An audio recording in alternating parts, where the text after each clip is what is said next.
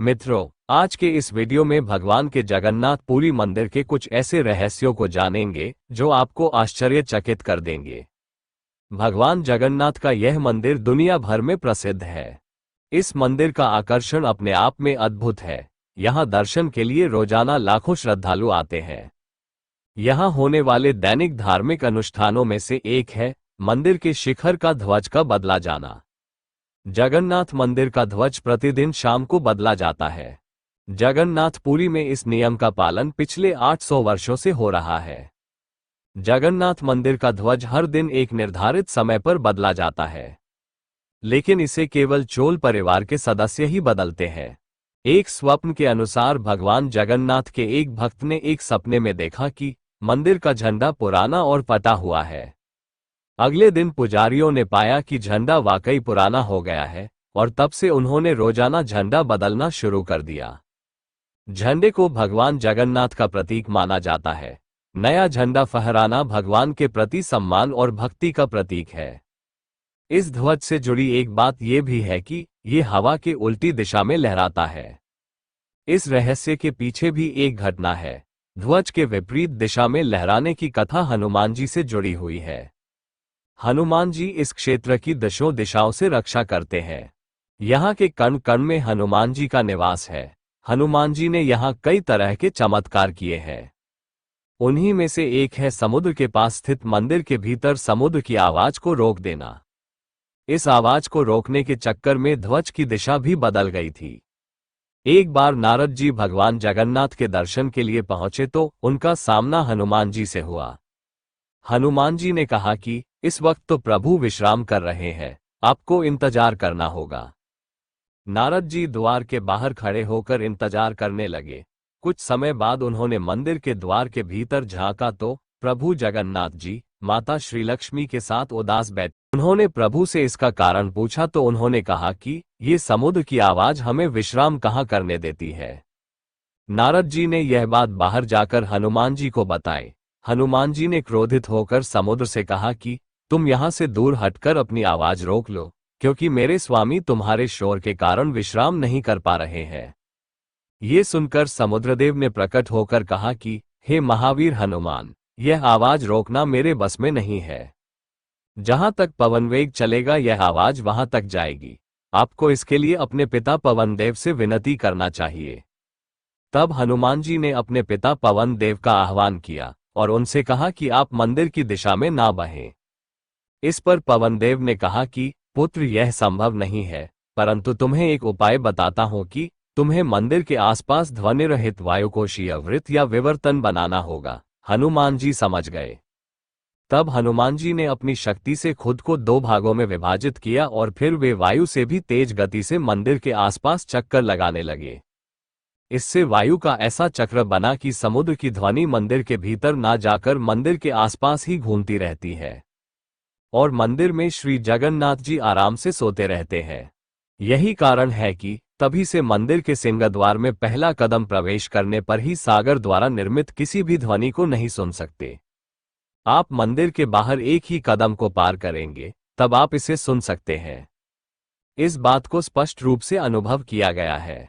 इसी तरह मंदिर के बाहर स्वर्ग द्वार है, जहां पर मोक्ष प्राप्ति के लिए शव जलाए जाते हैं, लेकिन जब आप मंदिर से बाहर निकलेंगे तभी आपको लाशों के जलने की गंध महसूस होगी। और इसी कारण से श्री जगन्नाथ मंदिर के ऊपर स्थापित लाल ध्वज सदैव हवा के विपरीत दिशा में लहराता है। ये भी आश्चर्य है कि प्रतिदिन सायंकाल मंदिर के ऊपर स्थापित ध्वज को मानव द्वारा उल्टा चढ़कर बदला जाता है। ध्वज भी इतना भव्य है कि जब ये लहराता है तो इसे सब देखते ही रह जाते हैं। ध्वज पर भगवान शिव का प्रतीक चंद्र बना हुआ है। ज्यादातर समुद्री तटों पर हवा समंदर से जमीन की तरफ जाती है, लेकिन पुरी में ऐसा नहीं है। यहाँ हवा जमीन से समंदर की तरफ जाती है, जो अपने आप में एक रहस्य से कम नहीं है। ये 20 फीट का ट्रायंगुलर ध्वज होता है जो हर रोज बदला जाता है। इसे बदलने का जिम्मा चोल वंश के सदस्यों पर है और चोल परिवार के सदस्य इसे 800 सालों से करते आ रहे हैं। ऐसी पौराणिक मान्यता है कि अगर ध्वजा को प्रतिदिन नहीं बदला गया तो मंदिर 18 सालों तक के लिए अपने आप बंद हो जाएगा। जगन्नाथ मंदिर के शिखर पर जो ध्वज लगा है वो काफी दूर से नजर आता है। मंदिर के शिखर पर एक सुदर्शन चक्र भी है। इस चक्र को किसी भी दिशा से खड़े होकर देखने पर ऐसा लगता है कि चक्र का मुंह आपकी ओर है। यह नगरी जगन्नाथपुरी या पुरी कहलाती है। यह वैष्णव संप्रदाय का मंदिर है जो भगवान विष्णु के अवतार भगवान श्री कृष्ण को समर्पित है। पुरी का उल्लेख महाभारत के वानपव में मिलता है। कूर्म पुराण, नारद पुराण, पद्मम पुराण में इस क्षेत्र का वर्णन मिलता है। ऐसी पौराणिक मान्यता है कि भगवान विष्णु जब चारों धामों पर बसे अपने धामों की यात्रा पर जाते हैं तो हिमालय की ऊंची चोटियों पर बने अपने धाम बद्रीनाथ में स्नान करते हैं। फिर पश्चिम में गुजरात के द्वारिका में वस्त्र धारण करते हैं, पुरी में भोजन करते हैं और दक्षिण दिशा में स्थित रामेश्वरम में विश्राम करते हैं। कहा जाता है कि द्वापर युग के बाद भगवान श्री कृष्ण पुरी में निवास करने लगे और पुरी के जगन्नाथ बन गए। जगन्नाथ का अर्थ जगत के नाथ होता है। पुरी जगन्नाथ, जहां भगवान कृष्ण, बलभद्र और देवी सुभद्रा की पूजा की जाती है। मंदिर के मुख्य गर्भगृह में तीनों देवताओं की लकड़ी की मूर्तियां विराजमान है, जिन्हें हर 12 से 19 वर्षों में एक विशेष अनुष्ठान के बाद बदला जाता है। रथ यात्रा महोत्सव यहाँ का सबसे बड़ा उत्सव है, जिसमें लाखों भक्त शामिल होते हैं। इसमें देवताओं को विशाल रथों पर सजाकर नगर भ्रमण कराया जाता है। भगवान जगन्नाथ के रथ यात्रा का भव्य आयोजन 10 दिन तक चलता है। कहते हैं कि रथ यात्रा के दर्शन मात्र से 1000 यज्ञों का पुण्य फल मिल जाता है। भगवान जगन्नाथ की रथ यात्रा गुंडिचा मंदिर में जाकर समाप्त होती है। पौराणिक कथाओं के मुताबिक भगवान जगन्नाथ की मौसी का घर गुंडिचा मंदिर है। मान्यता है कि भगवान जगन्नाथ अपनी मौसी के घर 7 दिनों तक रुकते हैं। इस मंदिर का अन्न क्षेत्र मतलब भोजनालय दुनिया का सबसे बड़ा रसोई घर माना जाता है, जहां प्रतिदिन हजारों भक्तों को प्रसाद रूप में भोजन दिया जाता है। यहाँ प्रसाद बनाने की प्रक्रिया भी अद्भुत है। यहाँ प्रसाद मिट्टी के बर्तन में बनाया जाता है।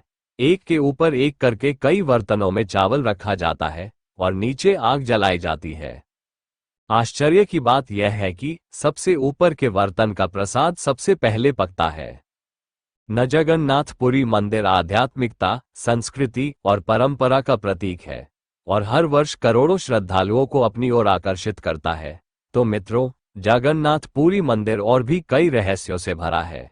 भगवान जगन्नाथ और उनके भक्तों की कई लीलाएं हैं जो आपको फिर कभी बताएंगे। ये प्रस्तुति अगर आपको अच्छी लगी हो तो इसे लाइक और शेयर करें। चैनल को सब्सक्राइब भी कर लें। कमेंट में जय जगन्नाथ अवश्य लिखें। धन्यवाद। जय जगन्नाथ।